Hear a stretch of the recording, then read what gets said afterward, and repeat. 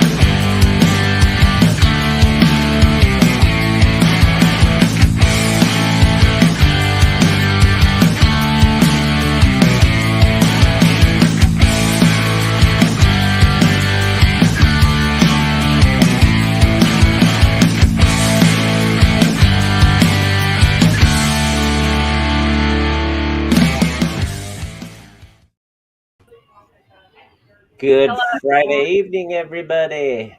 Hi, Carol. Hello, Carol. How are you doing? Oh, I'm sick, but I'm slowly getting over it. Good. Makes I'm me not sound good like at I you got a sick, getting big over boy it. voice. Oh my. How are you So doing, Carol? I am I'm ecstatic, We are T minus 7 days from this exact moment of H. Holmes versus Jack the Ripper and Jeff Mudgett, his great grandson, being on the show. So I'm super excited about that. I'm loving his book, Bloodstains Redo. Um, so um, anyway, yeah. So we have kind of a cold case and kind of not. Um, we have one Teresita Besa that basically her spirit or ghost is the one that caught her murderer. Um, they did not have any leads to go on. Um, and Yeah, they were at a dead end. This has been covered before in the 90s on Unsolved Mysteries. Um, More than once, I think they actually aired it. Um, but The location was in Chicago, Illinois on February 21st of 1977 is when all of this started to blossom, so to speak, for as where it is now. Um, so to give you some details, and then as always, I let Miss Phoenix take the wheel and take us below the surface, Captain. Carol, Um, you're doing good, by the way. I hope you are as well. yeah, Phoenix, you got some horrible weather right now. Yeah, Yep. yeah, we're getting hit pretty hard. Hopefully, no damage. I mean, or at least minimal. Right. So we have Teresita Besa, born in the Philippines in 1929 and moved to the United States in 1960s to study music. She later became a respiratory therapist at Edgewater Hospital in Chicago, Illinois. Quiet and unassuming, she was the last person one would expect to be a victim of violent crime. However, at 10 p.m. on the night of February 21st, 1977, the fire department was called to put out a fire in her apartment. In that blaze, they found her nude body under a burning mattress with a butcher knife buried into her chest. Investigators believe that the fire had been set to cover up the murder. There was evidence that she was the victim of sexual crime. The autopsy, however, determined that she had not been raped. There seemed to be no apparent motive for this crime. Investigators could also find very little physical evidence, as most of it had been destroyed by the fire. One piece of evidence that was found, however, was a memo that stated, quote, "Get theater tickets for A period S." Um, so this case is honestly one that I mean, I believe in things like this happening. I've never encountered it yet, but we have two experts on two separate spectrums that this could fall into. We have Skydor Entertainment co-owner and the owner of All Out Paranormal, Rex, and his son Chame is joining him. So we have him. Hello, Rex. Hello, everybody. Thanks for having me. And, and Rex is also a 30-year veteran of law enforcement.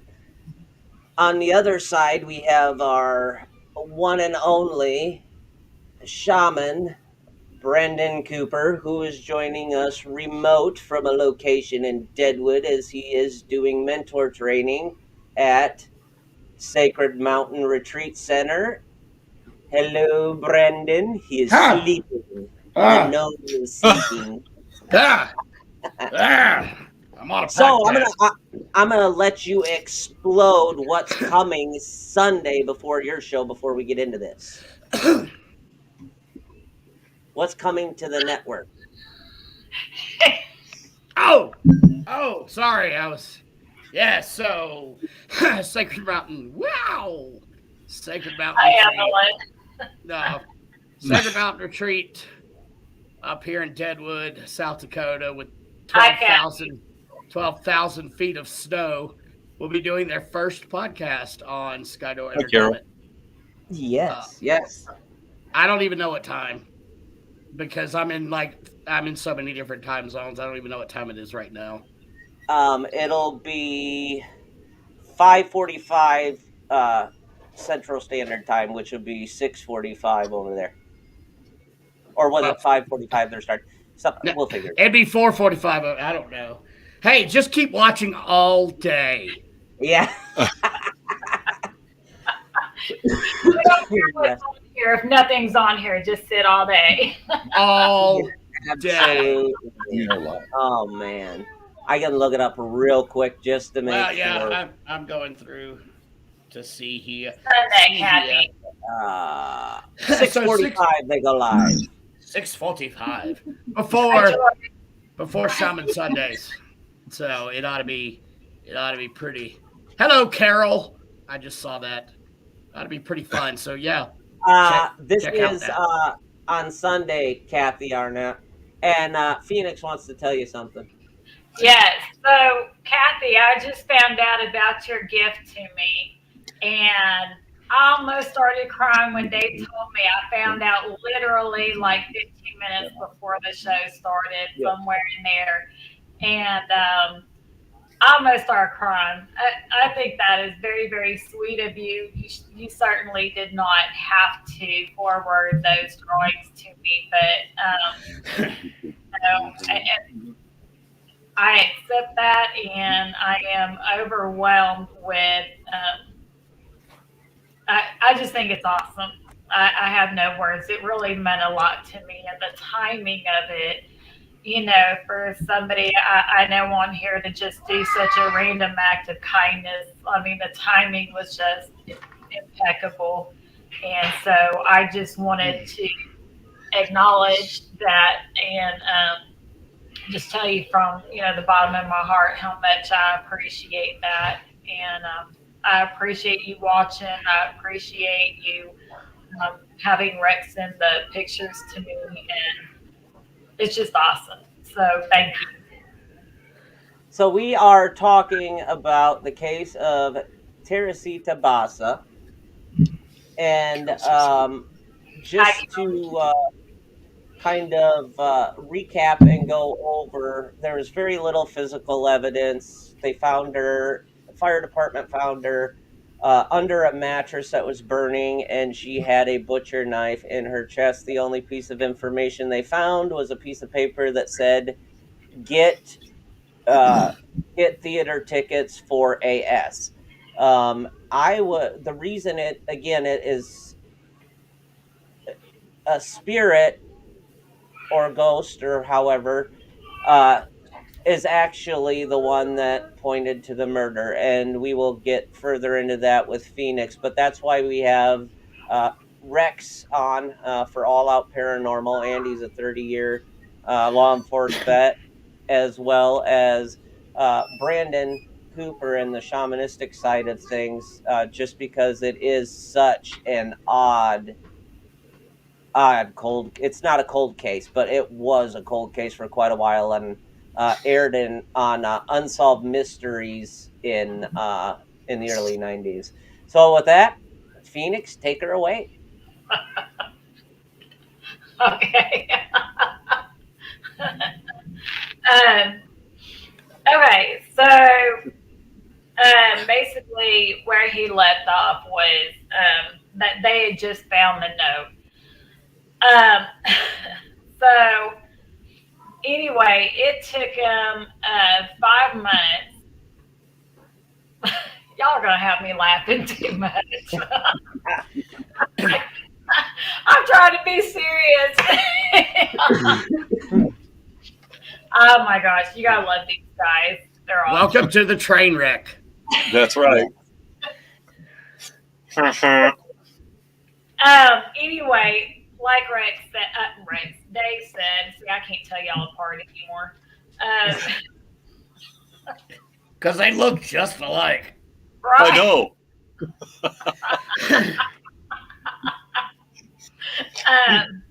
Most of the evidence was destroyed in the fire. That note about picking up the theater tickets was the only clue they had. It's been for well over 5 months is how I've seen it in a couple different stories. And but I have not found an exact time, but they had nothing to go on. So finally, a friend of Teresita, her name was, I'm going to butcher the birth name, Remy Bias, but she went by Remy Chua, and her husband's name was Joe. Remy began to have dreams and visions about what happened to Teresita. And one night, she lay down to take a nap, and Remy's husband said that she began to speak to him in a completely different voice, um, claiming to be Teresita and telling him what happened and begging him to go to the police. Mm-hmm. Now, when Remy woke up, she had no memory of this, and Joe did not go to the police, claiming, there was no evidence of this, and, he didn't think anybody would really listen to this. So Remy had this happen a second time, and this time the voice of Teresita seemed to be a little more Hi, Lance. upset. Hi, Lance. A little more upset and, questioning, why haven't you gone to the police yet? And, what happened. Um, you need to tell the police what happened, and gave the identity of the perpetrator. His name was Alan Showery. Now, Alan Showery happened to work at the same hospital as Teresita. She worked at Edgewater Hospital in Chicago, Illinois, and he worked in a different department from her, but they did work in the same place, the same hospital. Now, Remy Chua had at one point in time worked there with them and had worked with both of them at different points in times. But at this point in time, she was no longer at the hospital. Um, After the second time that she began to speak as Teresita, they did go to police. So the detective's name was, hold on, because it's an interesting, Statula. Is that how you would pronounce it, Dave? Spatula. Stat, some, he, anyway, he's the one who took the case on. And, of course, it seemed like a crazy idea to everybody at the time, to hear this woman's possessing them and, are we really going to look at this or not for evidence? But they really had nothing else to go on at all. So I guess, they just kind of took the attitude, what the heck? Let's just go with it and see what we come up with. So they brought in Alan Showery and questioned him. And at first he said he had never been there, da da da da da. Then his story changed to, well, yes, I went over to fix her television, but realized I didn't have the right tools. So I was going to leave and go home, and said that's what he did, and that was it. He hadn't been back. So basically, he said, well, yeah, I was there, but I had nothing to do with that. I was already gone. In talking to co-workers, they did verify that, yes, he was supposed to go over and work on the TV from what they had heard. But the detective did not really buy his story. And his name also matched the initials left on the note. So now the detective was starting to kind of buy into the visions that Miss Chewy was. And it was what she was using Remy for, the speaking out what she wanted. It was not just to catch him, it was what her earthly body was missing. And that was her jewelry. And it was missing on the corpse. I think she froze up. She So we go back to the detective, and talking to co-workers, confirming it, and they were looking for the jewelry after Teresita's murder, and a voice that Joe had only heard one time before, and said that it was Teresita. She wanted her jewelry back that was taken after her murder. Um, so then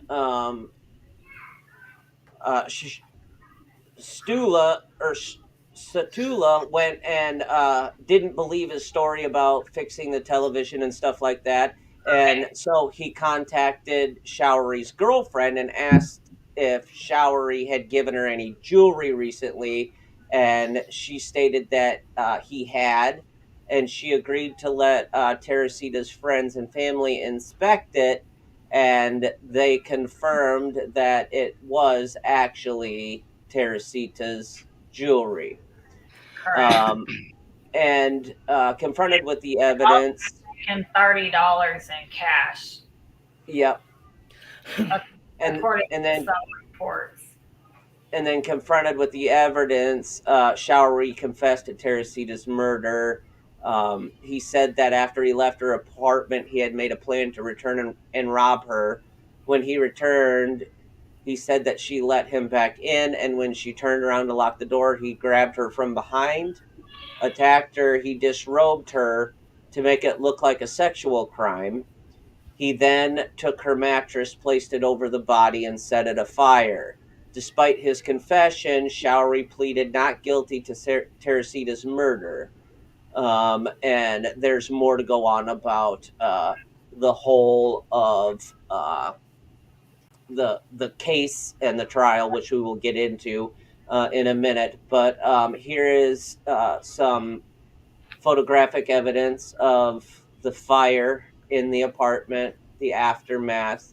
Right where those two pieces of paper are in the middle of the floor, that is right where the mattress was set afire with Teresita underneath of it. Here it is from another angle. The fire had to have been so hot that that French door just shattered. So I guess I have heard things. I've read enough about things like this and possible talisman, maybe, uh, especially the one of it looks like an earthly rock to me that's on the cord. Um, uh, I guess what do you guys believe as far as her coming back almost strictly for the jewelry? She didn't even care if he got caught, really. She just wanted the jewelry.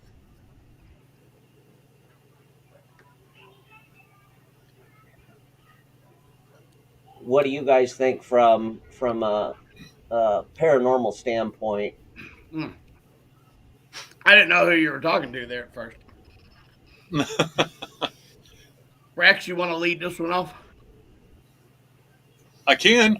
Um, Unfortunately, this has happened more um, than people think, where either the person was astral projecting or the victim is channeling through them.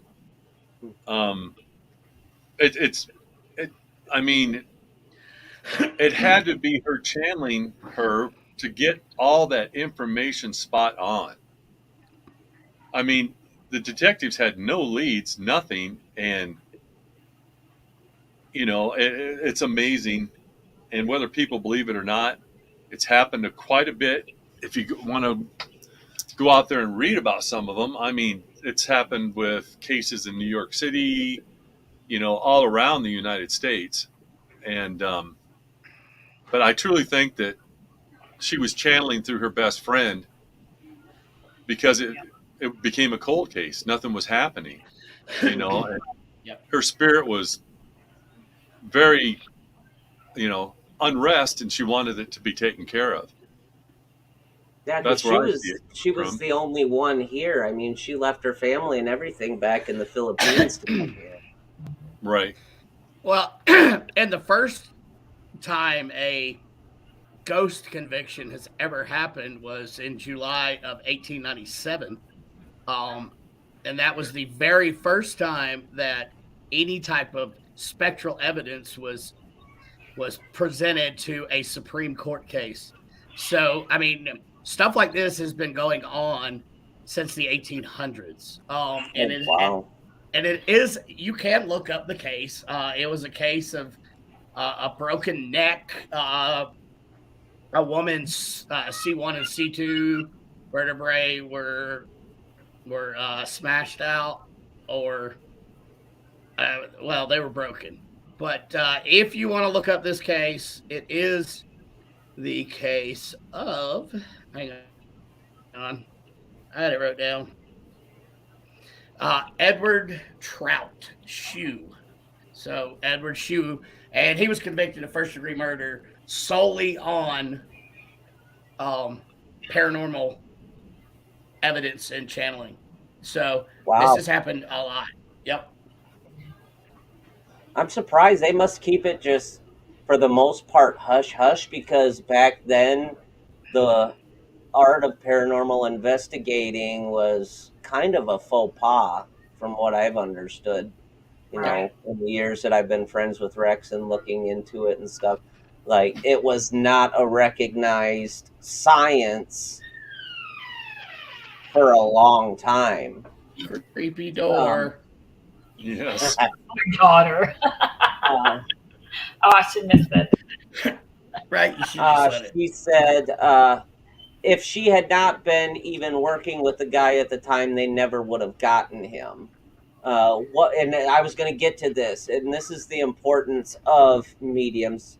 Kathy Arnott just said was her friend a medium. She might have been, and she might have just became one. I mean, in that aspect of it. It is possible for a spirit to temporarily possess a close friend long enough to get a story across. So she Okay. didn't even have to be a psychic medium. Just the close connection of two best friends was enough to build the bridge to behind the veil, They were, which is a theory and a possibility. Okay. Brandon, they were both from the Philippines, both women. So it's And very possible with the cultural history of the Philippines, and so mhm. it's possible that that played a role in it. Besides them just being close friends, having a lot of the same cultural background when it comes to this kind of stuff may have played a role. Sorry, my grandson. He um, is channeling something. It's a demon. I'm gonna mute my mic a minute. Now you're shut, Um, shut up, boy. That's what happened. That's what's happening now. right. My other question was, because this piece here that is on the cord looks handmade. Like maybe it's something that linked her to the Philippines or back home or something like that. Could it be a possibility of a talisman? Uh, Um, yeah, and I'll take that one. It is a huge possibility, especially in the Philippines back in the 20s, 30s. Yeah, well, even still today, they're highly, highly spiritual in their beliefs and their superstitions, talismans, protections. The shamans are all over the Philippines as well. So I mean, it could very well have been a protection or family protection or a talisman of some sort, and I really wouldn't doubt that. Mhm. Yeah. And Carol, I just want to take a quick second to acknowledge your um, story that you shared in the comments section, and just Yep. to say, I'm sorry to hear that you had to go through that. I had a somewhat similar situation, not to the point, I guess, that you went through, and it was as a coworker. But it's never a good thing to. It's not a good feeling, It's a horrible feeling, and I'm very sorry that you had to go through it. I don't think that in this particular story, though, it's an issue of her being stalked. I think it's just them knowing each other through working at the hospital. Um, and he was short on cash. And I think his whole intent originally was to rob her. And what I was finding through a couple sources is that he had only been able to find $30 cash in her possession. And so that's where he decided to take jewelry and stuff. To continue to rob her and or make it look more like a robbery. But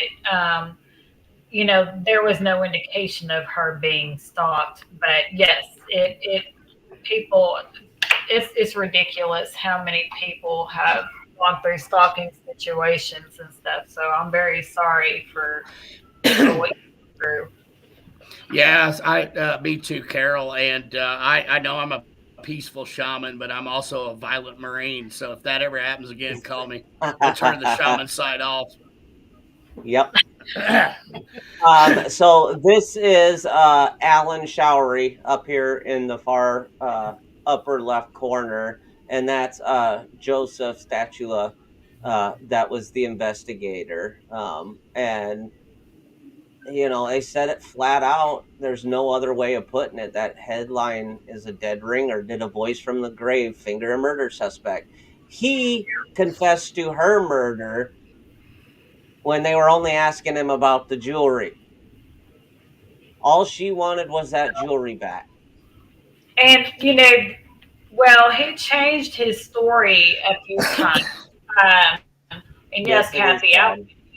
is very sad. $30 and a couple pieces of Keep me jewelry. posted. Um, You want me to? but he at Love you. first tried to make it out like he had nothing at all to do with it. Then when he was confronted with the jewelry and stuff, then he confessed to doing it at the police station. But when he got to court, he pled not guilty, Yep. and that case ended in a hung jury. Um, and so when they went to retry him, at that point, he pled guilty, and he pled guilty February 23rd, 1979. And he received 14 years, and he was paroled in 1983. Yep. And some other things to get out there is this case was profiled hugely throughout the 90s and then further on. Um, it focused on the supernatural aspects surrounding uh, murder. It was first documented in a book called House of Horrors by Richard Weiner and a telemovie, Voices from the Grave. It served as a prime uh, evidentiary fact in a segment of on Beyond the Belief. Um, uh, like I didn't know, like Brandon said, this has been going on for years, hundreds of years, back to the 1800s. I mean, but my question is, okay, and this goes over to Rex's side of it for the law enforcement training, and that is the reason he got a hung jury, A, because he can't technically face his accuser, and I guess B, there's no scientific way, and from a legal standpoint, if I was going to defend the case, that's how I would defend the individual against murder. Maybe that's why he only got 14 years, but how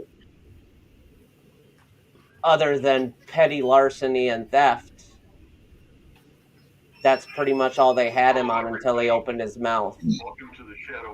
Yeah, and that changed the whole picture of it when he confessed to it as well, because he was back against the wall, and they started coming out with all this evidence against him. What was he going to do? I mean, you can plead guilty or not guilty, and he pled guilty to the murder, and that's probably why you're right, a hung jury, and probably why he didn't get that many years is because of the legal and the supernatural side of it that came together. Made it a happy medium is how I look at it. Yes. There was justice to an extent. No pun intended, Rex. Happy medium, really? Yeah. Medium. I thought you'd catch that. Right. But yeah. We're starting. We're gonna get started. I kind of agree. Maybe with Okay, cool. I'll get off this. these. And yes, Carol, I agree with you on being able to teach your daughters and be there for them.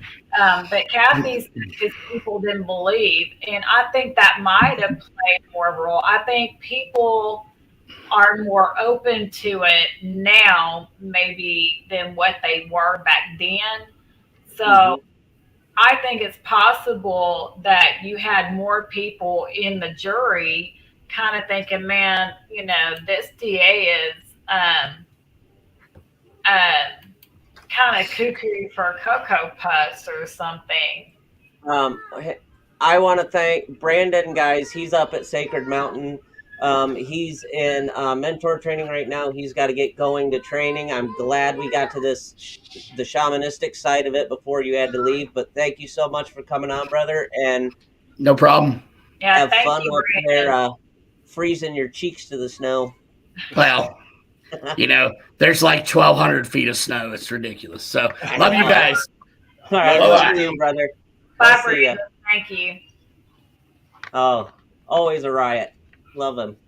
So here's something else that Dave and I were trying to look into Yes. a little bit is her remains were flown to her native country, as we said, which is the Philippines, to be buried. However, the cemetery where her remains are said to be does not necessarily appear to exist. Now, we have a little confusion there because when Dave tries to search out the cemetery, Dave, wasn't it telling you unknown location or something to that Um. effect? Yep. Let me go back It doesn't here. tell him, that there's a definite cemetery and where it is as such, but it leads us to believe it could be there, Mm-hmm. just unknown. But other sources are saying it's worded that way because it there's no known cemetery by that name. So it appears that her remains may have potentially been sent to a non-existent cemetery. Yep. It's basically says murdered in Chicago. Maybe buried here, was uncertain of which cemetery, but it says Dumaguete Roman Catholic Cemetery in Dumaguete City, Negros Oriental Province, West Visaria, Philippines. And asterisk right next to it, it says approximate location. So what the only thing I could think is like here in Iowa, up in northeast Iowa specifically, there are a lot of what we call pioneer prairie cemeteries. They're literally out in the middle of nowhere. There's no way to get them an address, so we go to the nearest town, and that's what it's part of. And the Amish around here are noted for doing that as well. So when it says approximate location, that's what I'm honestly wondering: is it on a level B road out in the middle of nowhere, and you got to drive for a half hour to get to it? Um, Now I have The thing is, Carol. Carol says maybe no one can go where maybe so no one can go where the ashes truly are. The only issue is she was not completely burned to ashes. The That fire would not have gotten nearly hot enough to cremate her. A crematorium, a modern crematorium, gets upwards of 1,600 degrees, and that still does not disintegrate the bone into powder. They still have to run it through a hammer mill. So at 1,600 degrees in a closed environment versus a house fire or a living room fire with a mattress on top that has formaldehyde in it because it's designed not to go up in flames fast, um, and be a slower controlled burn with lower BTU is how they design those firefighter. Um, so, and there's a lot more oxygen for the fire to breathe on. It's going to jump from the mattress to other stuff to feed itself. Where in a crematorium you have a direct fuel source that gets it that hot. So there's no way that she would have been ashes. She was actually there was still body, uh, uh, a body, a corpse, um, at that point. But her remains, which are that of what was left of her earthly body, was flown to the Philippines. And her family may have taken the remains and put them somewhere where nobody could get to them too. Yep, it's very possible. Now, Yeah. there's speculation on something else, and I'm not saying there's something weird to this at all. It could very easily be explained, but that's where you have a logical answer, and some people saying that they're not buying the logical answer. They think something else was going on. Um, Hmm. some reports are saying that when the fire department got to her place, her doors were locked. Well, the logical side could say, well, she had to have had her keys. So, more than likely, he used the keys to lock the door when he left to try to help keep people from just being able to go in and put the fire out the same way they would have to bust through or call somebody who had keys, like a manager of the building, maintenance, whatever. Hmm. But it would have made it a little more difficult to give more time, I guess, for the fire to keep going. Other people are saying there's nothing said about her keys being found, though, to explain that, just that her apartment door was found to be locked. So maybe some of the speculation of there being something more in the paranormal with that is because in the beginning they had no suspects, other than the note, which could have helped people's minds to, race a little bit once Hmm. some of the paranormal story with Miss Chua came out. I don't know, and Yeah, he I could agree. have when he ran tossed the keys. You're right. That's why I say I'm not saying there's something paranormal with the door, because I mean that has a very logical answer that could be there. But I always like to cover a lot of the speculations and stuff, and kind of throw out what all has been said. Hi, Penny, Hi, and Penny.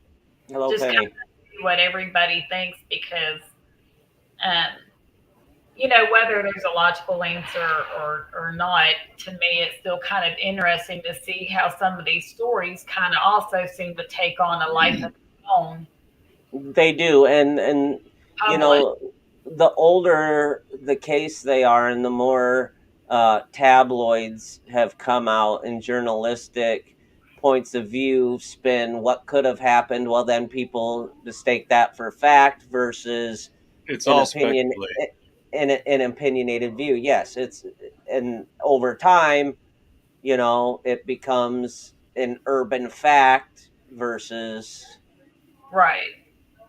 opinion. Um, now I've got a question. I'm gonna throw something out here, and we'll see what the listeners and the viewers think as well. Okay, so you have Remy and her husband Hey, Joe. I'll be right back. I'm sorry. You have Remy and her husband Joe. Okay, they were already close to. They were already close to Teresita, and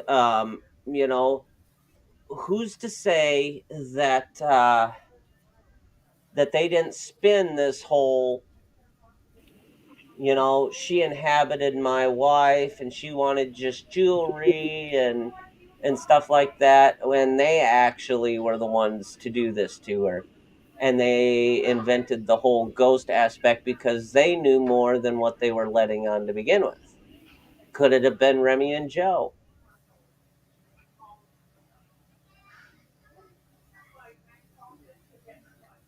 Play the Jeopardy theme.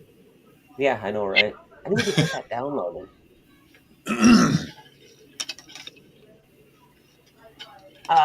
Well, thank you. Kathy says that's why I like this show. You Yeah. all do go over everything, and we do. We spend this our time researching.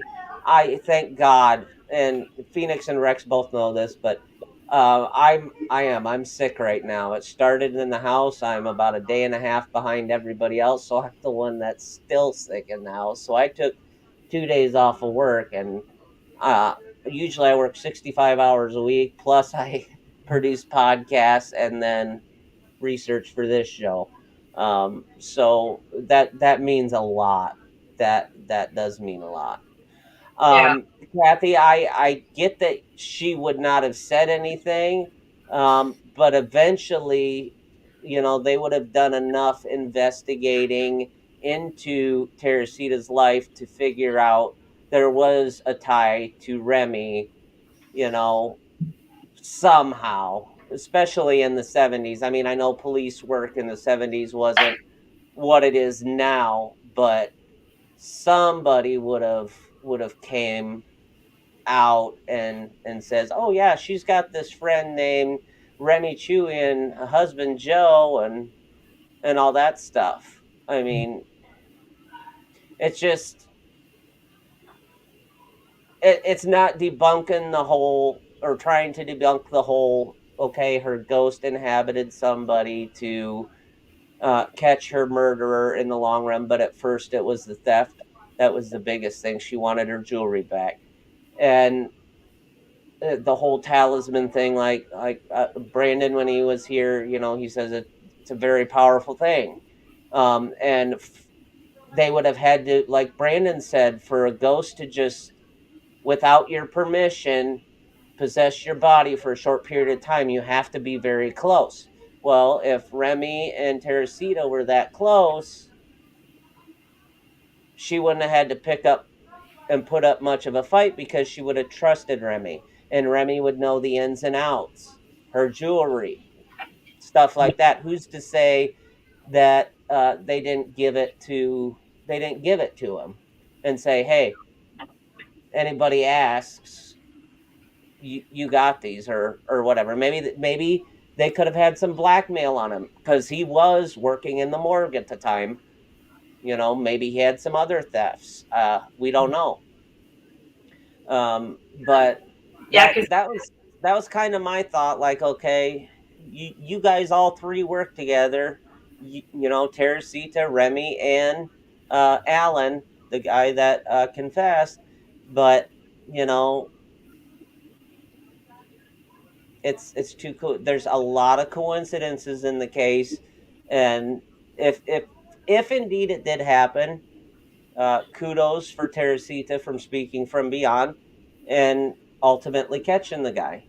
um, Even though it was just about the jewelry to begin with. It was something she was attached to. um, go ahead. but and she said yes, they would have been looked at for it, sure, but had alibis. Well, I mean, if me and I see where Kathy's coming from, but Rex will tell you I play devil's advocate a lot. you know, what if her and Joe just had their stories straight to begin with, and they call up three friends and say, "Hey, tell them we were at your party, or we were at a dinner party, or we all went out on the town at this time on this date." It makes it harder for a law enforcement officer to sit there and say, "No, you weren't." Back in the 70s, unless there was security camera footage. No, Carol. There's been nothing said about him recording her Nope. um, during those episodes. That's why a lot of people have also speculated that this story was fabricated as far as the possession, because some people said it was too coincidental that they all three worked together, and Miss That's a very good question. Miss Chua just happens to know who it is, and what was taken, and the whole bit. So some people just completely threw out the possession part of the story and said no, she was involved in some way and was trying to cover her butt by claiming that she was possessed by Teresita, and that's how Mhm. she knows. So that's been one of the speculations floating around with people, And and that's Joe was the only one to ever hear her and witness her being right. taken over by the host. So That's why I like to go over, all these little rabbit trails. Yeah, Yep. because And Carol has a good question. Did they try hypnosis? As far as what evidence I've I found, have not seen that. I've not seen it either. And even if they would have done a lie detector test, like they don't even admit them into court anymore because they're so unreliable. You have somebody that has a heart murmur, it's going to show that they're lying even though they're not. And they did figure that out through scientific studies, that it's not just the breathing, the cold clammy hands and stuff like that. Yeah, they did, It Carol. goes into physical things.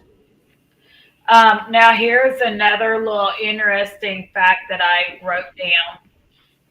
In 1979, Remy Chua and her husband also had a book written about this particular story. Hmm. Uh, so, that kind of fed, I think, a little bit into some people wanting to discount the paranormal part and say, no, they had to know, um, you There's know, more profit there than anything. off it because they weren't caught. So now they're using this. But then on the other side, people are saying, see, this proves the paranormal because they're really speaking out about it and how this happened. It wasn't just the murder they're writing about. Their book is more focused on what happened to Remy Chua being possessed by Teresina. So, And I agree with Carol too. She says in the 70s there were video recorders that maybe would have caught the voice change and inflection in her voice, and it really would have. right. Kathy said if she was taken over, she couldn't have said she was there. Do they have any kind of record after the fact of? And I'm assuming, Kathy, you're meaning, do you have any record after? Do they have any record of Remy after?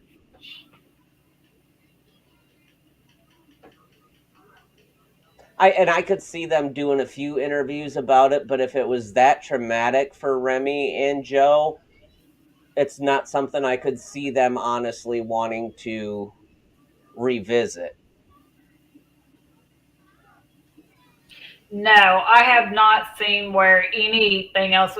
I'm gonna tell you honestly, the only thing I have seen or the book is the book, um, and then a few shows like Unsolved Mysteries. However, I believe it was Unsolved Mysteries that changed the name of the Chuas. They said to protect them, even though interestingly enough, the same year they did the story is the same year that the Chuas wrote the book. But also, this is just a little side bit that I just threw in. Just I don't know. For some reason, I thought it was a little comical, but it was just about the detective, his co-workers, just to kind of show how people looked at the paranormal part of the story, and how some people reacted to it.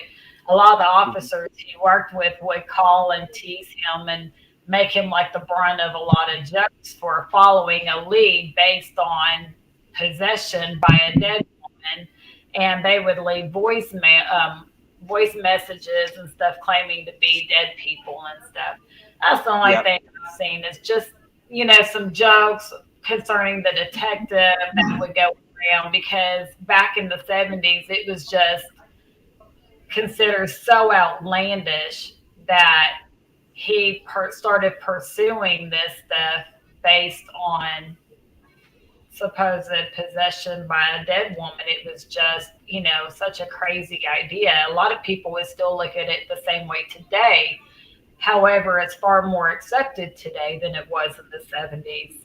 But that's Yes. all I've seen. No mediums called in, no nothing that way. Just a couple movies, shows like Unsolved Mysteries, and whatever. But Yeah, you're right, Kathy. It was pretty much considered all a hoax in the 70s. It was just a completely Hmm. different time. Rex, do you have anything to throw in on that, just as far as what you think it was like more in the 70s, like, I mean, I was born in 74, so I obviously don't have too many memories.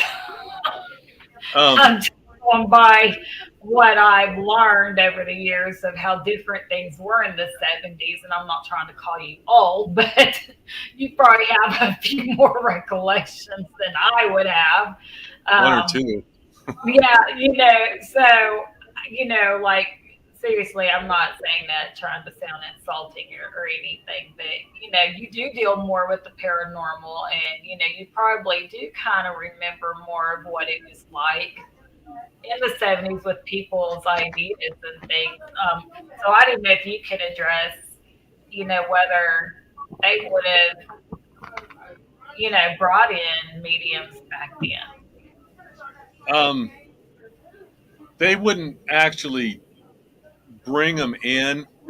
A lot of times, on most cases, they'll have people will call in and say they're mediums, and they'll give information that they've come across, that's come to them spiritually or supernaturally, and of course you have to take everything seriously that comes in, or you're not doing your job. But back then, I don't I don't recollect of anything that I've heard where that a police department or sheriff's department or a lawyer has contacted a medium to help solve a crime. Yeah. Now, and I agree with Carol. I've seen, I don't know that it's the same one that she is talking about, but I'm thinking she is from the New Jersey area. There was a medium. Okay. Yeah, I don't remember her name, Carol. But there was a medium, and I believe she was from that area, but she did work a lot with police, and that might be the same woman. That we're talking about. I'm not sure, but I know there was a psychic medium that worked Right. a lot with police. So And I that, do that think was, the attitude has changed quite a bit from what it oh, was. I yeah. do have an answer to Kathy's question, like Law with Trouble when she said, "Do they have any record after?" And there is. There were charges of fraud filed on the Chuas with suggestion that Remy and Showery hated one another and that the real motive Oh behind yeah, this I did quote see that. ghost, and that Showery's confession had been forced, but um, it was said later that however Remy had come by the information wasn't relevant to the issue, and they had believed that Showery was the real culprit. Right. Well, But it did have the jewelry and stuff. Yep, and I have other stuff still working on loading in the background. And searching databases for them outside of financial aspects and financial trouble, bankruptcy, stuff like that. That's pretty much what I'm coming up with now. And the fraud case was the fraud charge. Honestly, the fraud charge against the Shuas was never dropped or tried. Hmm. It's still Yeah, active. Was it? Didn't she have a knife it was stuck in plunged her into her butt. too? Yes. Yeah, it And was. that's how I was going to go on that. We're coming up on the hour mark, but I was going to go on that evidence as well. I'll go into it now. The fact of the matter, she had a butcher knife in her chest with a burning mattress on top. The oils that are on that knife from fingerprints and the soot, it would have been so easy to get fingerprints. Yeah. I thought about that too. Right. So we're going to take a short break here, guys. And when we come back, we'll get into it a little bit more. But in the meantime, hang out, get something to drink. We'll be back shortly.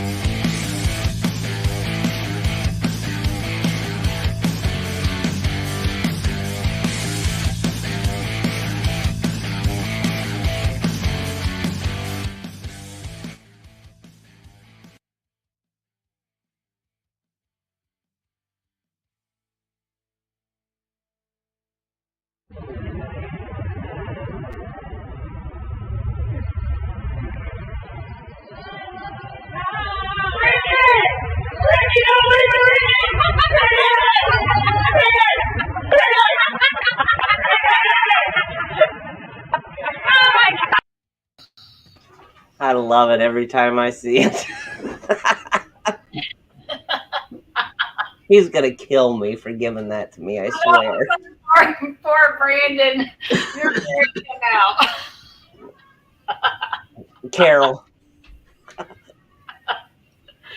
That's so funny. So I have another little interesting tidbit. It was just an interesting thing that I saw. Not necessarily having well, it does have to do with the case, but not, you know. So at the time, one of the attorneys who defended Alan Showery, um, one of his attorneys was the sister of Illinois Governor James Thompson. So I just thought that was a little interesting there, you know.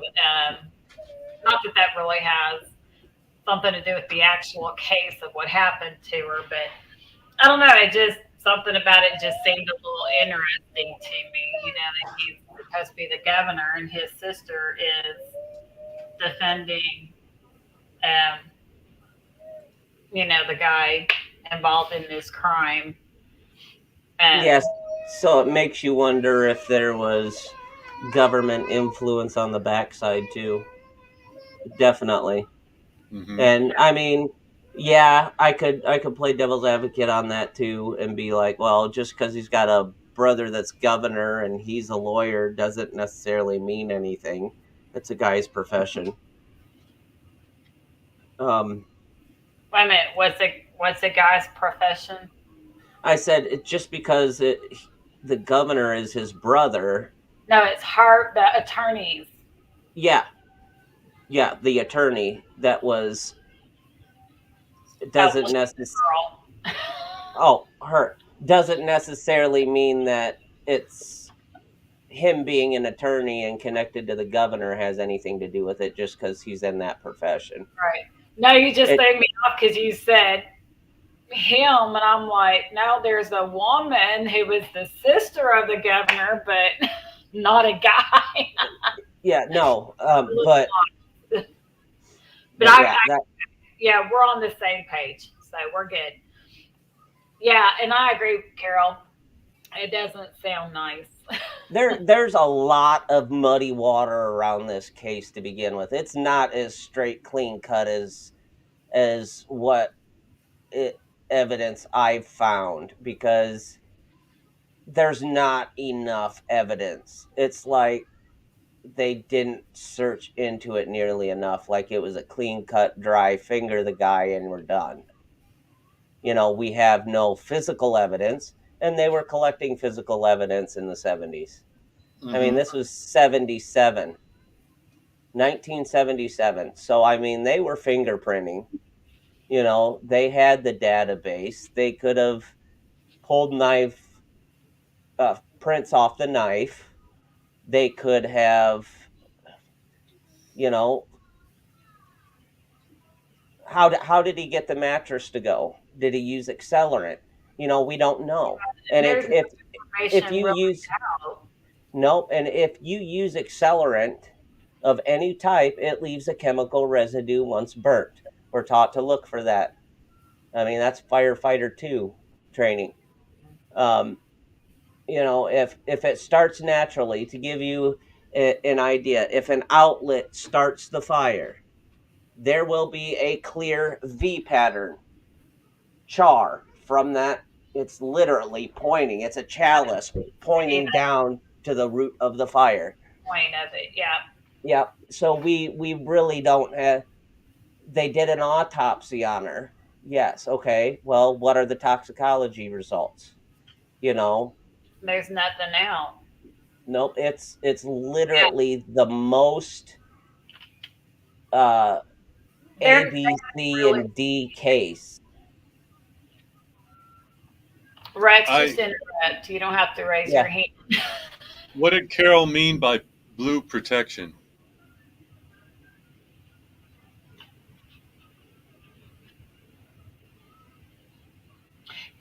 Yeah, and Carol, as far as your question on the point of where the fire starts, you can normally see where I have heard of a few cases where they can't really determine the cause of the fire or where it originated from, but that's pretty unusual. Um, Hmm. there's fire investigators who come in, and that is really what they're trained to do is investigate the origins of the fire. And like I was only a volunteer, but I volunteered EMS and worked EMS, but on the fire side I was just a volunteer. But even then, we went through a little bit of the training to learn, how to pinpoint, like Dave was talking about, with the outlet situation, or if you start pouring gasoline through a house, you'll normally see the main point where it was started, and then Mhm. you can see where it trailed through the house. But you can normally kind of determine that. Um, and Rex, I have, He also Carol. What did you mean by blue protection?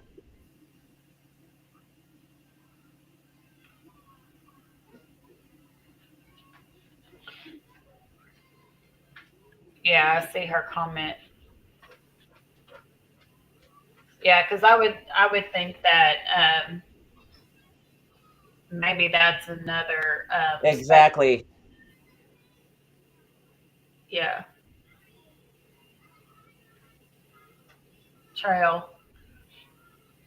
She's not Yeah, answering the question. Okay. they don't cover any of that. And so Carol, I'm gonna go out on a limb and just go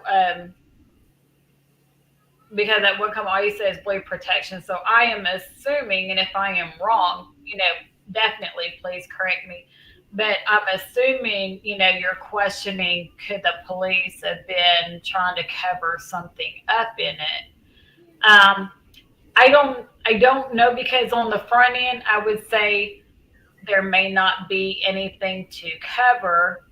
On the other hand, I don't know that it would necessarily be blue protection, because I find it, but I do find it a little interesting that the governor's sister is also defending this guy. So could there be some kind of link that for some reason, um, maybe there was something more, or maybe not that this guy was so important, but maybe the sister was trying to move up the ranks. Maybe she was, had career goals. I don't know.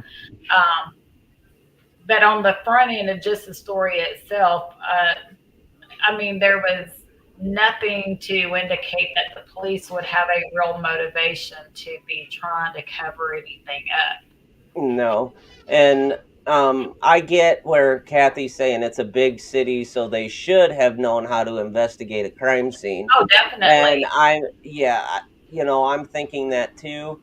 But I'm with Phoenix on it as well. It's just, you know, it's kind of hard for, you know, in my book, a law enforcement officer or a detective to sit there and say, well, we're going through this stuff, we're going to start figuring it out. Because honestly, usually what happens is a homicide team will go in, they'll take their photographs in the 70s. Now we're talking 1977, so you got to think of technology then. They'll collect what they can, and then turn around and, then you're going to have the fire marshal in there. They're going to be stomping around, tromping all over everything. And then you got cleanup crews that have to go in and clean everything up. No, DNA testing was not, it Yeah. would sit on a shelf for months at a time before they could get to it because the testing process was so slow. So then by the time all of this is said and done, you got Remy and Joe coming to the police saying, well, I was possessed. We know where her jewelry is. And they put pressure on him for the jewelry. He admits to killing her just because it was brought up she was dead Right. in the same time frame, and he admits to the murder. What more do they need to investigate? They got him. They got a confession. Right.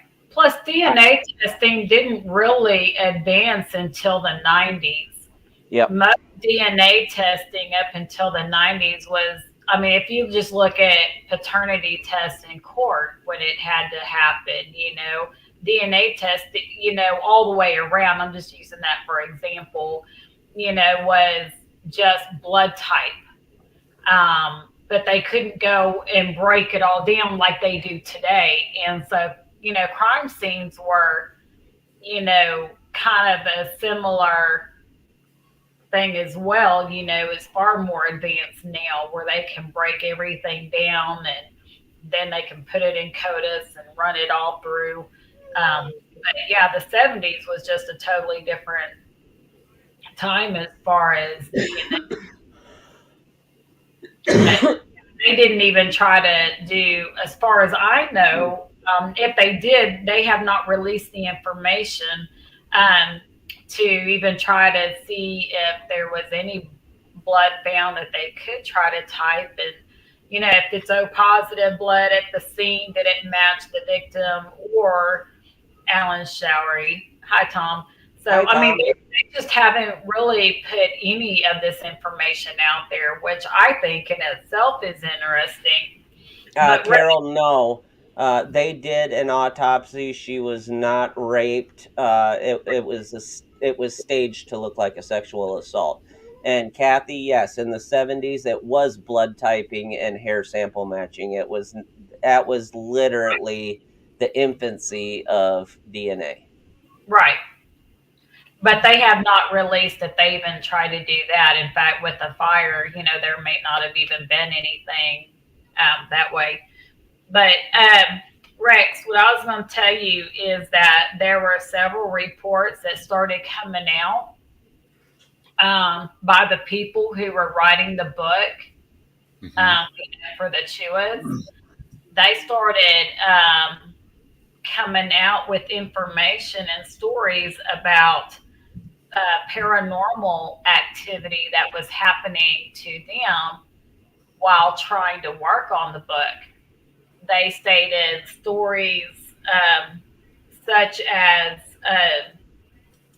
getting mysterious and weird calls. Although I couldn't find exact details of what they're calling mysterious or weird, just mysterious and weird calls. Or they'd be sitting in the office, and it always happened at the office. It didn't go home with them. It was always at the office where they were actually working on the information for the book.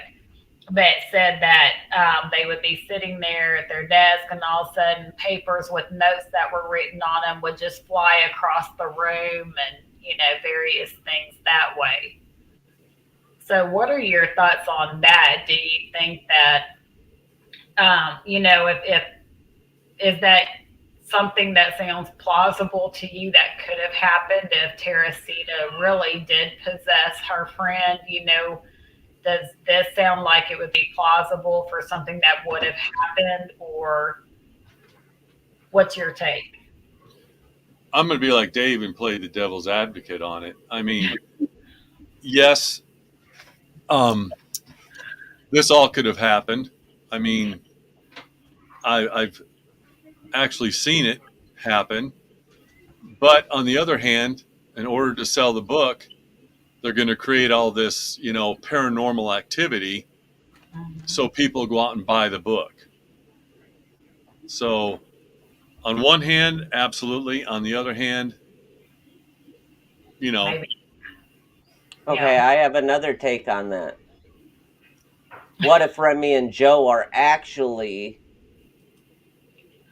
making and capitalizing on her name and her doing this, but they're actually the guilty party and she's trying to enact her revenge? that's true. There's just like any case, whether the supernatural or non supernatural is brought into a case, there's always going to be speculation. Different. Didn't mean to go that far. You're going to have, you wouldn't believe when you're doing a murder case how many people will call in and say, I have a lead, I have information. And 99.9% of the time, it's nothing. So, yeah, you're right. And one thing I've honestly found out investigating some of these true crime and cold cases, 99.9% of the time, the perpetrator that committed the crime always comes to the police and interjects themselves into the investigation, which is exactly what Remy did. Yeah. Yeah. It's That's true. textbook. Yeah. I'm gonna try to look something up real quick. Uh, I mean, if you want the police to steer away from some way because you have lost control of the situation, the best thing to do is lead with false information and ghost trails. No Yep. pun intended. But if that's the case, she succeeded, and there are people that have before. Oh yeah, and there will in the future as well. Yep.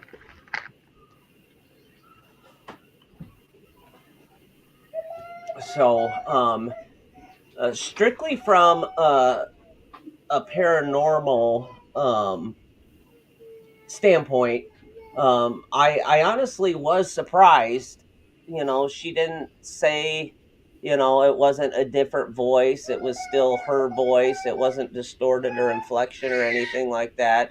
Um, and you know, it's surprising to me that that never came up, because usually when you hear someone being possessed, you know, it tends to take on the mannerisms of that host, the words they use, the inflection, like we had talked about before, and that never came up.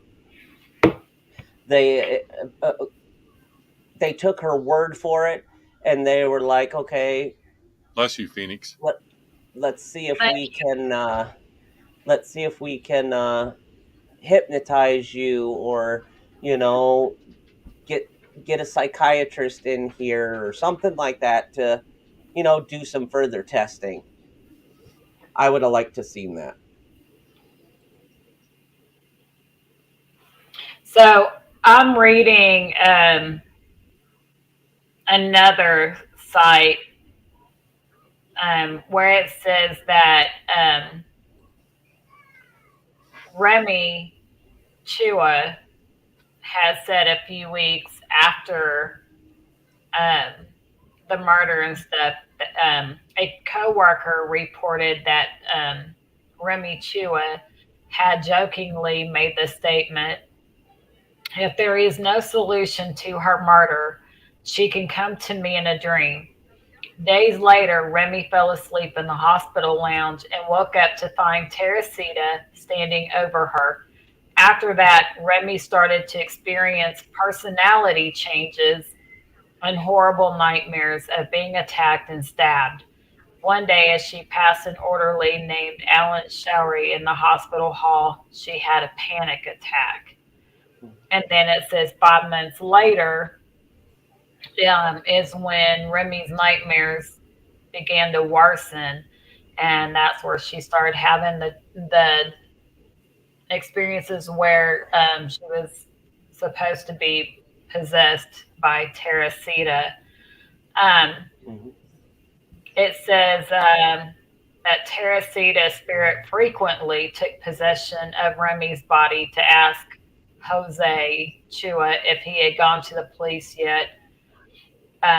So this one says it happened a few times. Another source has said twice. Um, but it said, you know, the one thing that's pretty consistent is that the last time the voice of Teresita replied, Alan Showery stole my jewelry and gave it to his girlfriend. They lived together. And that's when they went to the police. But according to this, coworkers had reported that there were personality changes within weeks. Um, and yes, Carol, she did invite him in. Co-workers did back his story that he was supposed to come over and look at Teresita's TV. Um, now, they had heard that from co-workers, and that's also what he stated. The problem was that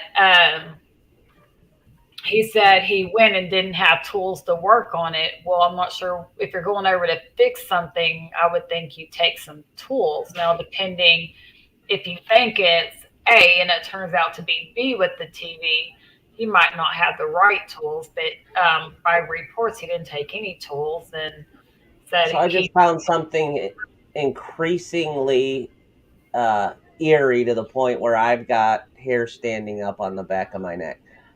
So from the photo of what we thought was like a rock or something on her for her jewelry, and then she had a pearl ring, right? Mhm. It was actually a jade stone necklace. And I looked up paranormal meaning of a jade stone. It's highly renowned for its metaphysical magic, and it is often used as a tool for emotional healing, dream work, and connecting with higher realms. Back on the ground, and jade is also an amulet for good luck, a talisman for welcoming abundance, and a stone of sublime peace and well being. That is wow. Oh, Carol, I think I misunderstood your question. I answered from the aspect, I think I misread it. You were saying, I think basically, you were trying to ask if she basically invited her friend Teresita in, basically, like giving her permission to come into her and take possession. I thought you were talking about Alan Shari. So I think I misunderstood what you were saying. So I apologize for that. Yeah, if that's correct that she made statements like that, then I would say she definitely gave permission for that to happen. So that would be my Mhm. take. But that's more Rex's area. And so, Rex, I'll let you address that. And then I have a question for you on the coworkers talking about Remy's personality changes while these dreams and visions were supposed to be happening, and what is your take on that? Um, I'm gonna have to bow out and leave the show. So Okay. I'm sorry, I can't answer the question for you. I apologize, but thank you very much for having me on, and Oh, absolutely. I'm available. If you need me again for anything. But Okay. thank you everybody for letting me be on the show, and I'll talk to you guys later. All right, love Okay. you, brother. Love you All too. right.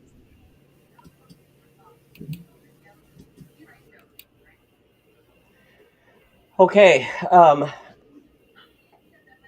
I I'm definitely in with that too. That it had to have been a talisman. I mean, and I'll pull it back up because um, if you look at it, it looks almost handmade with the clasp in the center and the cording. I bet she's had it with her most of, if not all of her life um, from the Philippines, the journey from her homeland. Um, it's just I could see if she was acting different and her mannerisms changing and stuff like that. Yes, uh, I could see that having an effect or being from possession and too much on Remy's earthly spirit. But at the same time, if someone ineffectively got away with murder and they're being haunted by their own guilt and reliving what they've done time and time again, then yes, their personality, mannerisms, temperament are going to change. Either way, temperament will change. I mean, you're constantly being bombarded by your dead friend and can't get restful sleep. Yes, your mannerisms are going to change, your tolerance is going to change, and your temperament. But also, you got the flip side of the coin too. If it was a act of rage, not necessarily quote unquote cold blooded, but a crime of passion, so to speak, and you have so much guilt and regret on you that you can't sleep at night, you can't get any rest. You're everywhere you turn, you're seeing it over and over again. then yes, that is going to psychologically and physically change you as well. Correct. Yeah. Yeah. So, I mean, I have no doubt that coworkers probably did see some personality changes in her. Um, I'm just kind of not sure which way I go with it. I don't know. Mhm. I don't know that I'm leaning more towards Remy Chua being a part of it as such because I what would be her motivation? That hasn't come out either. She didn't get anything out of this. Well, and that depends because she did get a book and Mhm. her 15 minutes of fame, so to speak.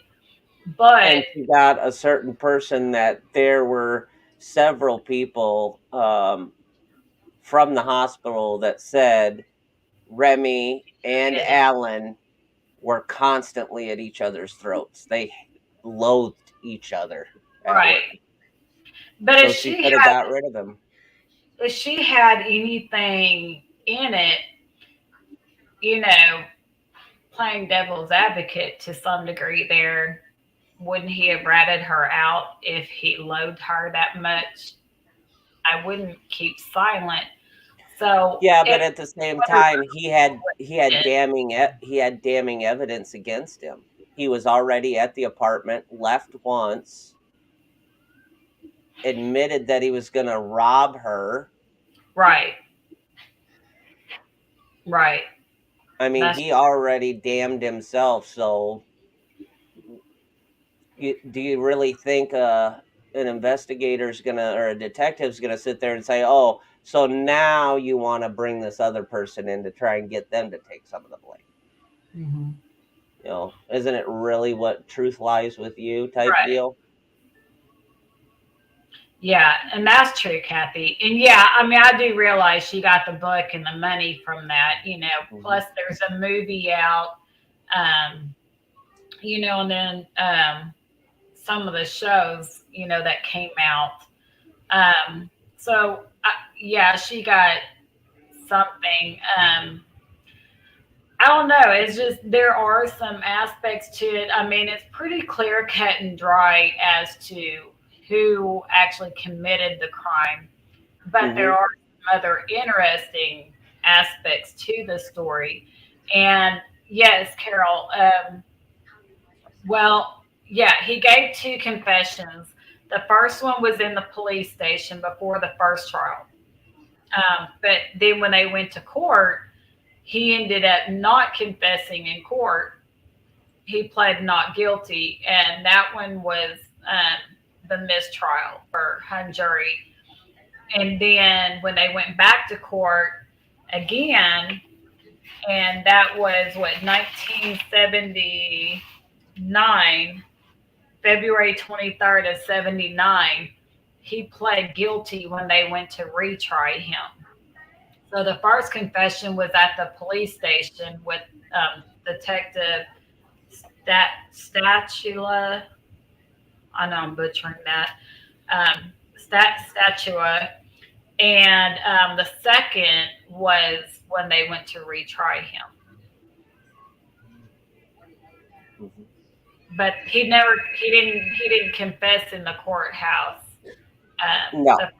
at the first trial. He was pleading not guilty at that point. Yep. Yep. And one of the things that really hung the jury on the first trial was the fifth day of trial. Showery said that he had only confessed to the crime 2 years earlier after detectives had fed him information and threatened to arrest his pregnant girlfriend on murder charges as well. Um, Correct. and he contended that he had dinner with his girlfriend on the night of the murder before drinking and playing darts with a neighbor around 7:30. That trial ended January 6th of 79 in a mistrial with a deadlock jury. A month later, nearly 2 years after Voss's murder, Showery pled guilty to the killing while awaiting a new trial at the advice of his lawyers, who urged him not to take a gamble with another jury. He was sentenced to a total of 14 years for the murder, robbery, and arson. He was paroled from Stateville Correctional Center near Joliet, Illinois in 83. Um, though Showery served time for Boss's murder, questions still about the case still linger. For example, Remy, Showery, and Bassa were not strangers. They all worked in the very same department at Edgewater Hospital. Choa suspected Showery of making complaints about her quality of work at the hospital, and they always argued. Just one day before Chua's first confession, Chua admitted she believed Showery had made a prank phone call to her while at work. Her psychic symptoms followed and started within hours of discovering she just lost her job.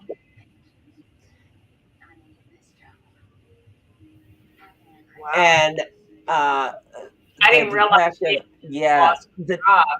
yep, she lost her It job was right before he actually pled guilty with his lawyers.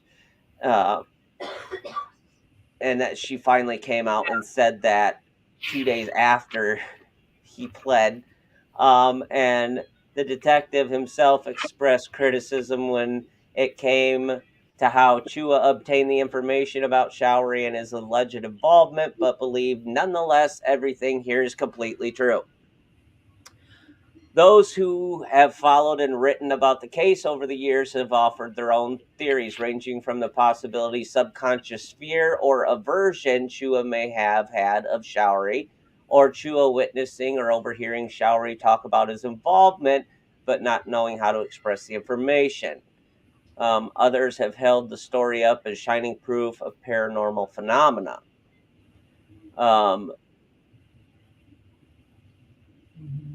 The Showery now is in his 70s. He's in California. He has kept his nose clean ever since he was paroled. I mean, not one blip on the radar. Yeah, basically, he kind of became.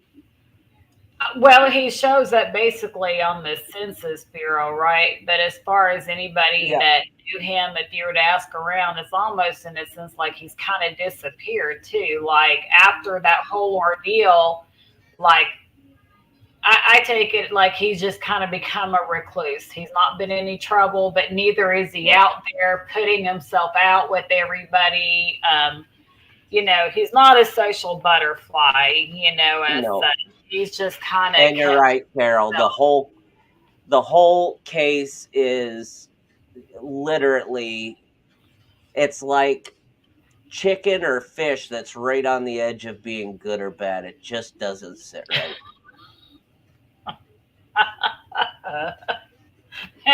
If I question chicken or fish at all, it's going in the trash. I'm not chancing it. And that's kind of where I am on this one. I'm like, man, there's too much. And when I found that article by the Tribune, and it was entered into evidence, that is exactly what Yeah. that's her, within hours of her finding out she lost her job at the hospital, she started having premonitions, hearing voices, going into this sleep where she'd become Teresita. Right. No. Carol, as for your question about, was he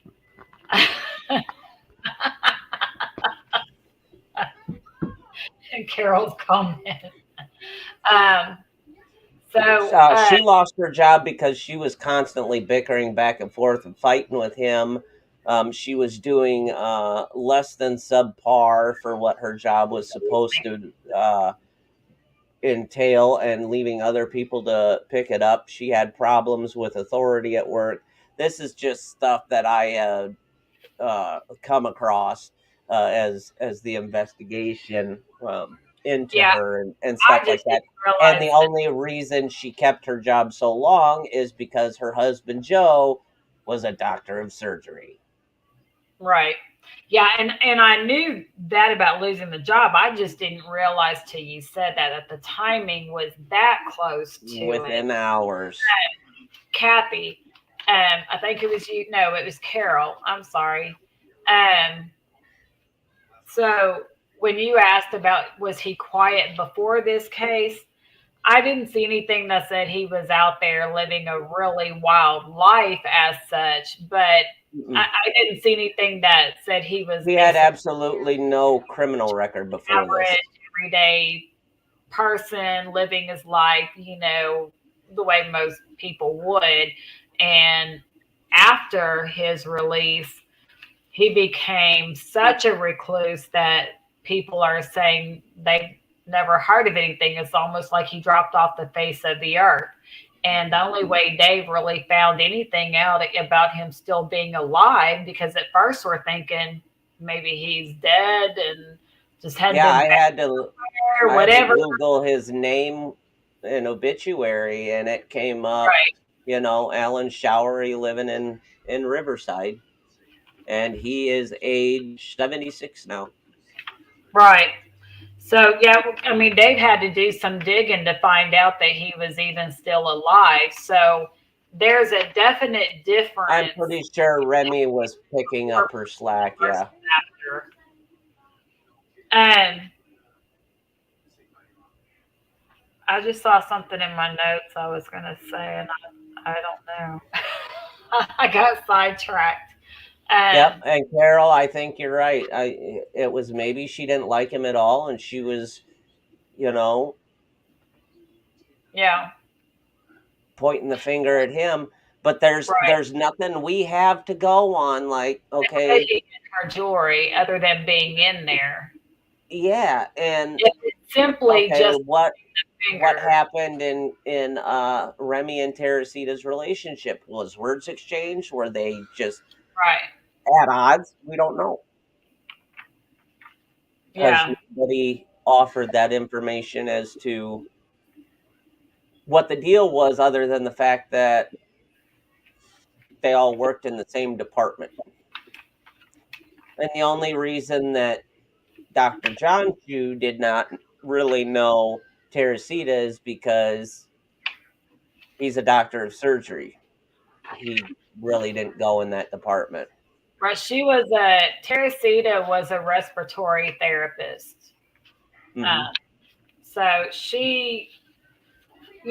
of course they can go in the operating room, but as an EMT, I had to do transport sometimes, and if we took a patient from one place to another, there were times we had to have a respiratory therapist go with the patient.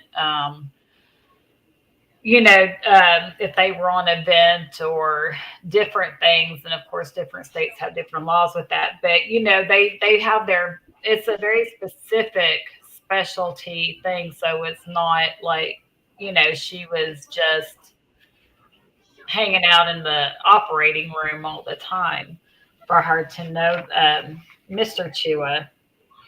But yeah, I mean, it's a sad case because everybody talks about how quiet Teresita was. They said that, she was in school. I believe it was Loyola University. Hmm. Um, and she also, in her spare time, taught piano lessons in her apartment for a little extra cash. And like nobody had anything negative to say.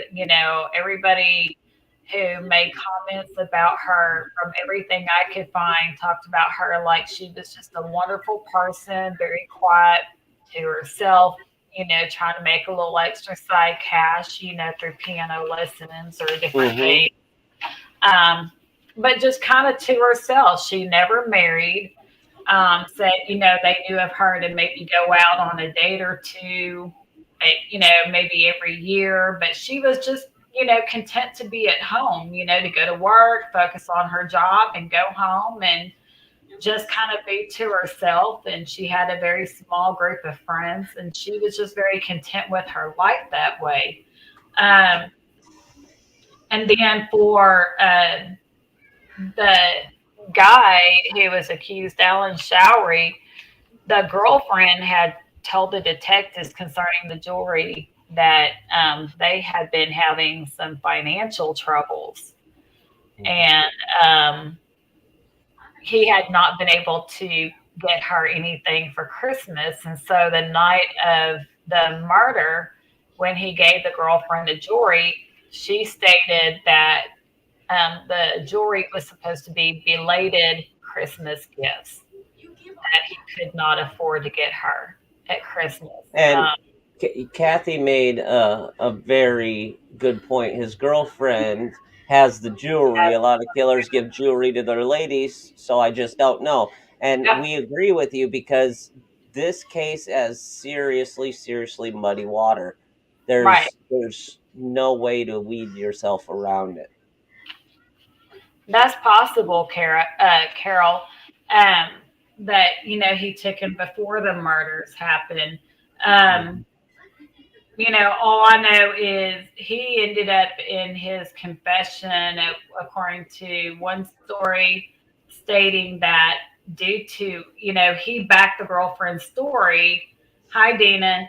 Hi, Backed Dina. the girlfriend's story that they had been having financial hardships, and he stated his original intent was just to try to rob her and take some cash, but it didn't go quite as planned. He ended up attacking her and killing her, and then it only ended up with $30 cash. And so he took the jewelry to make it look more like a robbery, and try to throw police off that way, and then took her clothes off to then try to steer police away from that and make it look like the motivation was sexual. Well, So he's kind of all over the place.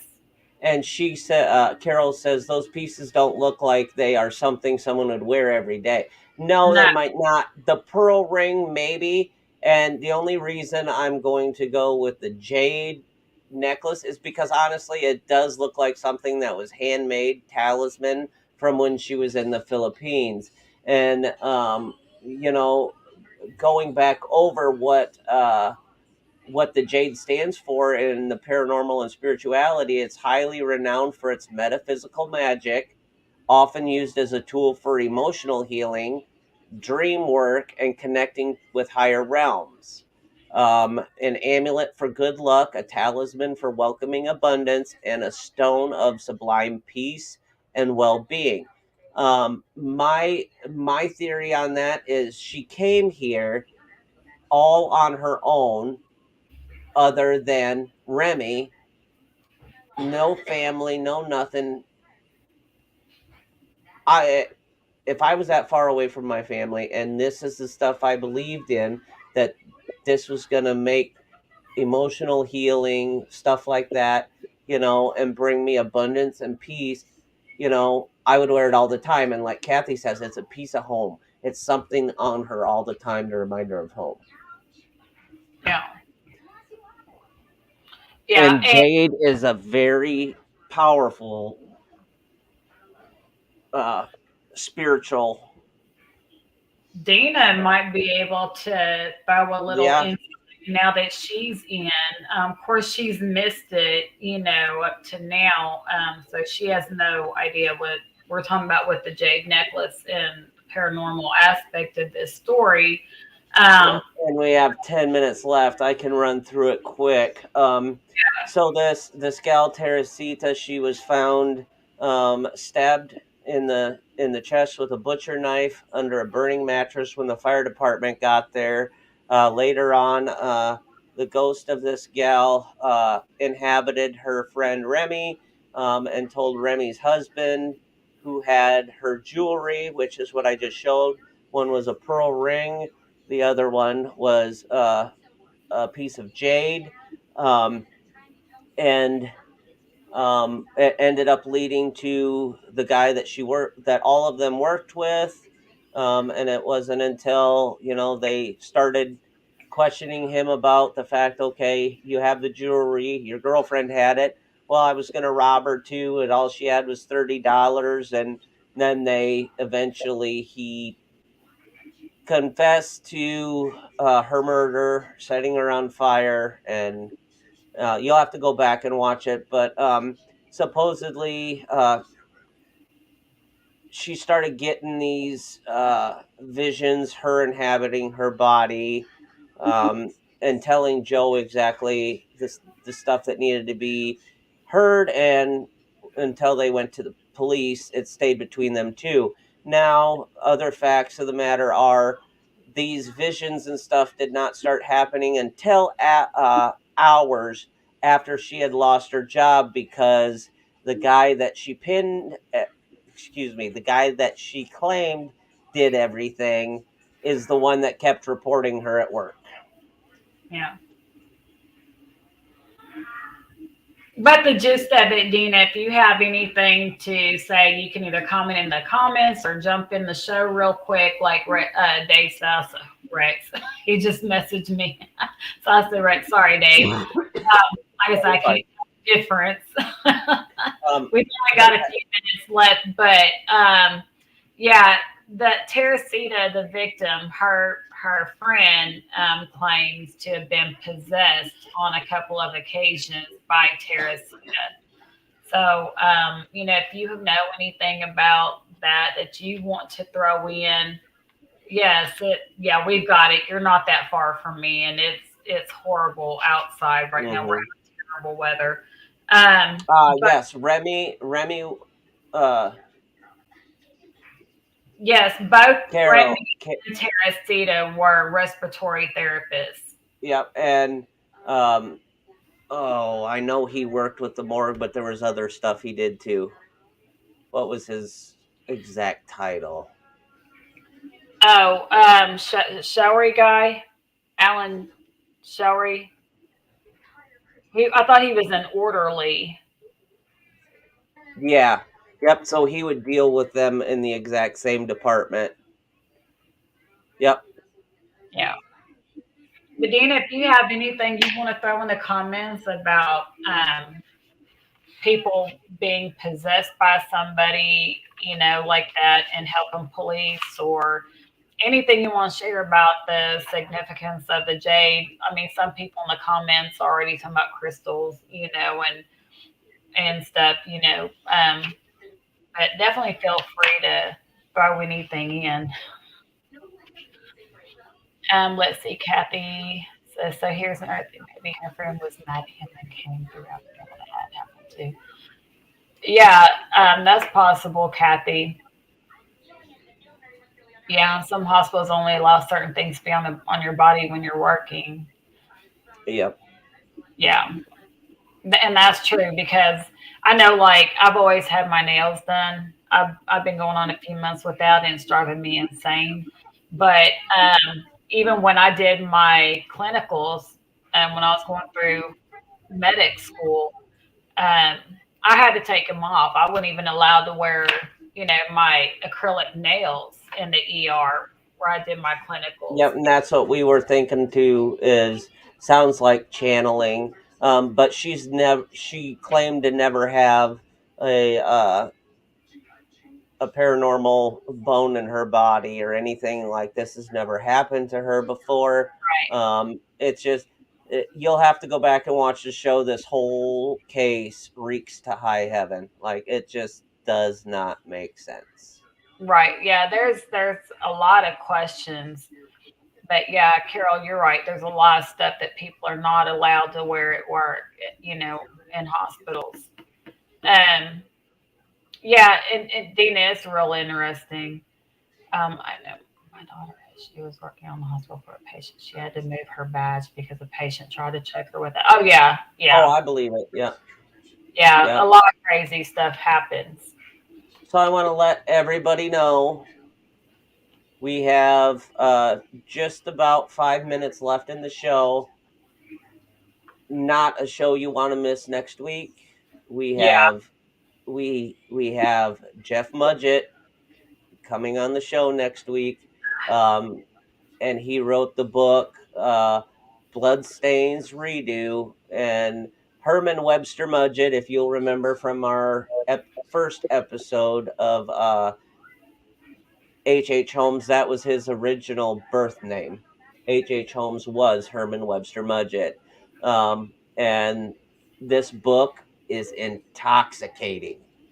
It's such a great book, and it's shedding on to so much light. And if you guys get the chance, get on Hulu and watch American Ripper, and you will be floored. Jeff Mudgett and Yeah. the ex CIA agent is literally taking Holmes' timeline step by step throughout Chicago when it went quiet and Jack the Ripper started. I'm not going to ruin it. I'm just not. It's just, yeah, it sucks to be you guys. You got to wait. And so, Kathy, I just saw your comment that you haven't worked for 5 months, and it looks like you're going to start work next week. Good. Awesome. I'm so excited for you. Yeah, congratulations. I know that's always a good thing. I haven't worked since, well, I did go back for a short time. But I really haven't worked for a couple of years, just cost of daycare. And my husband's like, I got it. It's just, I'd be working for gas money basically after paying daycare for 2 kids. So I haven't worked, but there's times I miss having that extra income and money coming in my pocket. Oh, yeah. And I complain about it. I complain about working 6 days a week and only having 4 days off a month, all the way until Easter when we're going to get a 3-day weekend. Turn around and do it all again until the 4th of July. And there, there's only one way to say it. They have us working harder than ugly stripper. They do. And I say I haven't worked. I mean, I've been, of course, I was on another podcast before this one, and now I'm here. Exactly, Dina. I agree. I'm excited for you, Kathy. I'm really happy for you because I know, we all have bills to pay and things we want to do and need to get done. So congratulations, and definitely next week let us know how it goes. What you think of it. And yeah, absolutely. Yes, Dina, I'm a mom, and of course, one of my grown daughters and her kids are here with another baby due any day now. So when I was off for 6 weeks with my back and at home, I was going stir crazy. I was climbing the walls. Yeah, there's times sure my wife was ready to take out life insurance and make it look like an accident.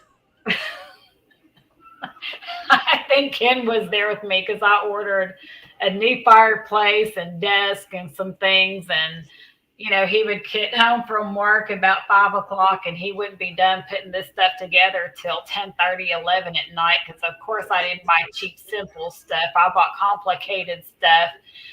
And finally, I'm looking at him. I'm like, how bad do you hate me? Because he didn't even stop for dinner. This is straight working on it, trying to figure out these instructions. And he's eating dinner, at 11 o'clock when he's got to be at work at 6 o'clock in the morning.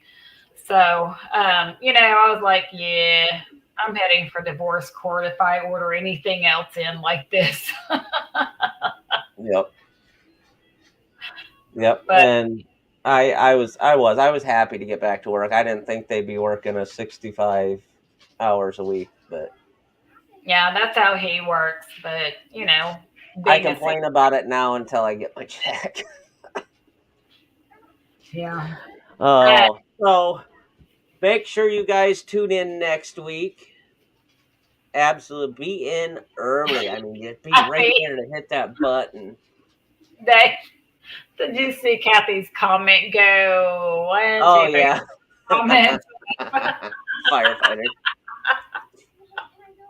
I have to tell you, the firefighters I worked with never looked like the ones in the calendar. No. I always saw these firemen in the calendars and always wondered, where are they? Like No kidding. paid actors? Because I don't see them. No, you won't. Especially in the Midwest when volunteer guys that all they do is sit around and drink beer until the pager goes off. Yeah. Oh, Well, but yeah, thank make sure you're here you. early, ready to go. It's gonna be phenomenal. I hope we have enough time, but if we don't, I guarantee you that Jeff will come back. And as Carol always says, remember to smile. Um, I Dina. I I love all of you guys in the comments, and I like the fact they argue with me. Like they make Yeah, me want to see it from their standpoint, and then I'm like, no, hold on, I get where you're coming from, but what about this? I like that all the theories and comments, that all come. Um, Carol, Carol, isn't it 8:30 next week, Dave? It's Or did you seven. change the It's time? nope. It's 7:30 Central Standard Time. Okay. Yeah, Carol asked if it was 9. I was like, well, maybe Thank you you, Evelyn. needed to. So yeah, no, 8:30 Eastern time, 7:30 Central time. Yep. So with that, we are at the end. We love you guys in the comments. Thank you. Next week is going to be phenomenal. Share it out. As soon as you get the notification that I've added the show to the lineup, and let's see if we can get double or triple digits in the watch section. That would be phenomenal. So, in Yeah. the meantime, keep a lookout for the big picture, look for the small stuff, and go over it twice so that you do not miss anything. And as always, be safe out there, especially you, Phoenix. Don't go out looking for the tornado in your front yard. We all know what you Kentuckians do. Dina's going through it with us out here. Standing on the front porch looking up. No, that's what we do I in was. England. No, our tornado sirens. I was on video with Rex earlier. I know we're ending. I'll make it quick. But the tornado sirens started going off. My 2 little ones and my grandbabies started freaking out and running for Oh, I the know. room. And I looked at Rex and said, "Our sirens are going off. I gotta go." My kids are Yep. freaking out. Yep, and that's the way it goes. It is. But yes, be safe, you and Dina both. We love you guys. We'll see you next week when we have the Dina. grandson of Mudget. Oh gosh, Dina. Yeah. Be safe, Dina. Thanks everyone for joining. Yes. See y'all next week. Good night, guys. Yeah. Good night.